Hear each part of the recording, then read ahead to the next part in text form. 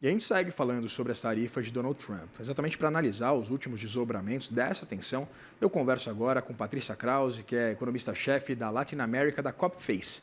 Muito bom dia, Patrícia. Olá, boa tarde, tudo bom? Boa tarde.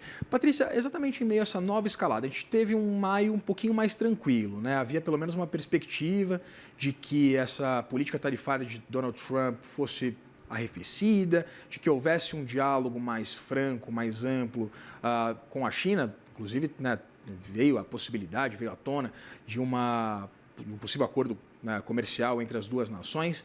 Eu queria entender exatamente em meio a essa nova escalada da guerra comercial, o que a gente pode esperar exatamente dessa relação entre Estados Unidos e China. A gente pode esperar bastante volatilidade e emoção aí para as próximas semanas, né? Como você bem pontuou, maio foi um mês positivo para os mercados, de alívio. A gente teve aquele acordo preliminar entre Estados Unidos e China, reduzindo as tarifas por 90 dias. Também na tentativa de acordos bilaterais com outros países, um anúncio com o Reino Unido, perspectiva de que poderia ter algum anúncio com a União Europeia, mas virou um mês e tivemos mais volatilidade, né? Então, na última sexta-feira, com o Trump, não só em relação à China, dizendo que a China não estava cumprindo o acordo, porque estava restringindo ainda as exportações de minerais estratégicos, né, de terras raras, e a China agora né, dizendo que, ao contrário, que é os Estados Unidos que está dificultando com a suspensão de visto para estudantes, também com dificuldades para a exportação de semicondutores, né, de chips. Então, a gente pode esperar bastante volatilidade. Além disso tudo, a gente teve na semana passada a decisão do Tribunal de Comércio Internacional de Nova York com a questão da suspensão de algumas das tarifas, as tarifas recíprocas, também as tarifas de fentanil para os Estados Unidos, para o Canadá, México, né, e China. No dia seguinte, eles conseguiram recorrer e voltar, mas ainda assim isso vai continuar, né? Eles deram agora até 5 de junho para a parte que endereçou essa queixa para que desse, né, para recorrer, e provavelmente deve continuar recorrendo, e o governo assim continuar essa judicialização, né, podendo chegar até a Suprema Corte, e ninguém sabe quanto tempo isso pode levar, e claro, isso acaba gerando incerteza para investidores, né? A gente conversava agora há pouco, Patrícia, exatamente sobre a divulgação do PMI de maio, com essa queda, inclusive, do índice de atividade da indústria aqui no Brasil. Eu queria entender, a gente já pode colocar na conta exatamente dessa política tarifária de Donald Trump esse impacto também na indústria brasileira? Não, é difícil de dizer. A gente sabe que no Brasil, não só a questão, claro que as tarifas não ajudam, né? E isso também tem uma perspectiva de que possa não só o comércio com os Estados Unidos, como também uma desaceleração da atividade econômica mundial, que também afetaria de outra forma o Brasil. Mas aqui no Brasil também a gente tem um outro fator adicional, que é a questão das taxas de juros elevadas, né? Que isso também já deve gerar essa desaceleração da atividade, né? Da produção industrial também. Também tem esse seu efeito. Não diria que seria unicamente a questão do Trump. A implicação importante desses últimos desdobramentos, hein? Porque ele falou de aumentar agora para quarta-feira de 25% para 50% as tarifas sobre o aço, né? E aí sim é um dos grandes produtos exportados do Brasil para os Estados Unidos, né? Cerca de 70% do aço que o Brasil exporta vai para os Estados Unidos. Então, sim, isso tem um efeito sobre as exportações ali de aço, embora a gente saiba que a maior parte da produção seja para o consumo doméstico do mercado, né? Do brasileiro, mas ainda assim tende a ter um efeito negativo para as exportações brasileiras de aço para o mercado americano. Então, exatamente sobre esse aumento dessas alíquotas para o aço, Patrícia, eu queria entender, além, evidentemente, do possível impacto aqui para o Brasil e principalmente para as siderúrgicas brasileiras, eu queria entender qual que é a possibilidade, por exemplo, de o Brasil buscar novos parceiros, né, de uma forma mais significativa, e também quais são as particularidades de cada uma dessas indústrias, porque, por exemplo, há empresas que a gente sabe que estão muito mais preparadas, né, empresas brasileiras, que estão muito mais preparadas por exemplo, para esse tipo de anúncio, para esse tipo de política de Donald Trump, inclusive com uma infraestrutura contratada muito mais significativa nos Estados Unidos, por exemplo, do que outras, né? Então, do ponto de vista para o Brasil, eu queria entender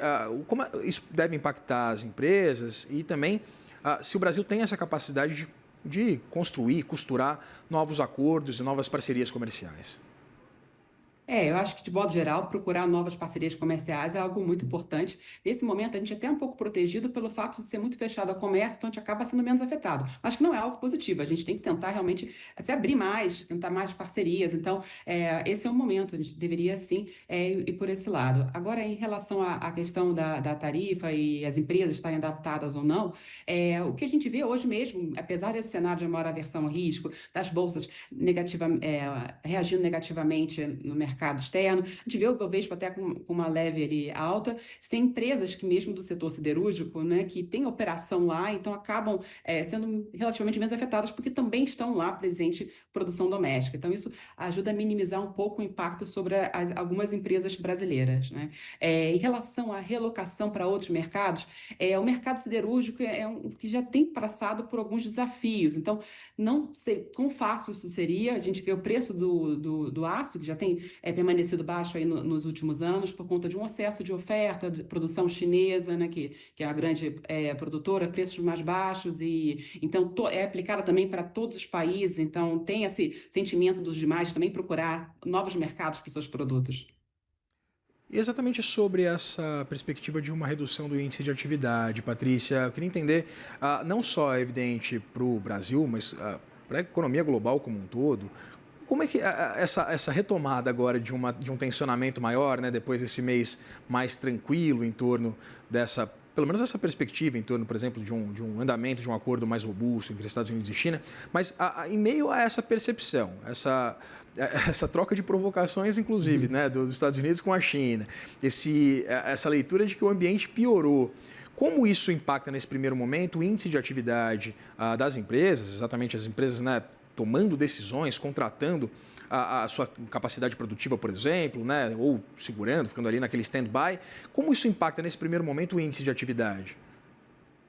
A gente, né, na Cofaz, a gente tem uma perspectiva de desaceleração da atividade econômica para esse ano, diante de toda essa incerteza. É claro que o cenário de incerteza para essas projeções são cada vez maiores, assim, né?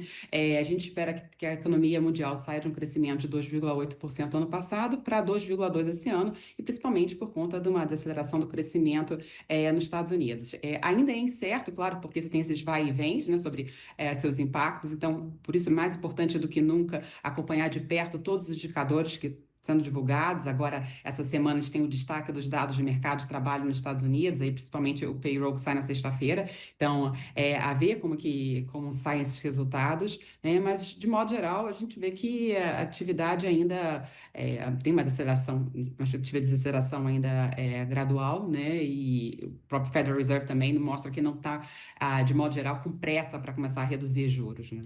Essa era, na verdade, minha próxima pergunta para você, Patrícia, exatamente em meio a essa perspectiva de uma política mais inflacionária, né, com a consolidação desse tarifaço proposto por Donald Trump, ainda muita incerteza, é evidente, mas a gente acompanhou aquela manutenção por parte do Federal Reserve, né, houve inclusive uma ameaça de demissão de Jerome Powell por parte de Donald Trump reiteradas vezes. O que a gente pode esperar exatamente da condução da política monetária dos Estados Unidos e, evidentemente, também essa prova de fogo em torno da autonomia, né, da ausência de ingerência, por exemplo, do governo americano também na condução da política monetária?